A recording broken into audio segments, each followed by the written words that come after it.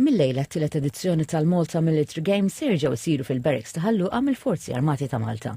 Il-lob ta' din is-sena se jkun l-akbar sissa parteċipazzjoni ta' timijiet militari minn diversi pajjiżi Ewropej. L-idea ta' dawn il-games huwa li naqdu l-functional fitness u ndaħlu wkoll military fitness fil-workouts li jkollna biex dak li jkun jieħu idea anke l-militar, il-physical fitness militar x'involvi.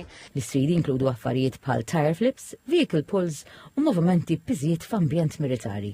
Din is-sena għandna 150 atleta li ħajkunu qed jieħdu sem, għandna 4 teams minnhom li huma teams fid-diviżjoni militari, għandna team mill-Forzi Armati ta' Malta li ħajkunu qed jirrappreżentaw il-Malta, għandna team mill-Armi tal-Ġermanja, team mill-Armi ta' Sweden u team mill-Armi ta' Netherlands. Hija l-ewwel sena li għandna dan l-ammont ta' teams u vera looking forward għax huwa l-Military Games, allura anke dawk il-general public li jiġu hawnhekk biex jaraw l-avveniment jistgħu jieħdu eżempju tal-livell fiżiku militari li għandna. L-avveniment għandu wkoll skop ta' karità għax id-dħul kollu se jmur għal Puttinu Cares. Il-lob se jibqgħu għaddejjin sal-ħadd li ġej.